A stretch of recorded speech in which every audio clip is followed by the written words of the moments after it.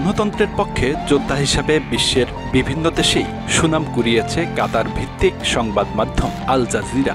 গত বছরের ৫ আগস্ট আওয়ামী লীগ সরকারের পতনের আগে ও পরেও বেশ সাহসী ভূমিকা রেখেছে এই গণমাধ্যমটি।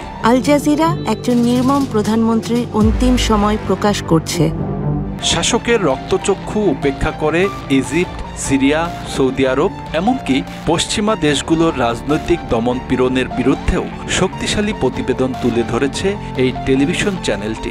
তারা তুলে ধরেছে নিপীড়িতদের কণ্ঠ, উন্মোচন করেছে শাসকের নির্মমতা। কিন্তু প্রশ্ন হচ্ছে, আল জাজিরা যে দেশ থেকে পরিচালিত হয় সেই কাতার কি আদৌ গণতন্ত্র আছে? বা কাতারে গণতন্ত্র প্রতিষ্ঠায় কতটা ভূমিকা রেখেছে আল জাজিরা? পুরো ভিডিওটি দেখতে কমেন্টসে পিন করা লিংকে ক্লিক করুন।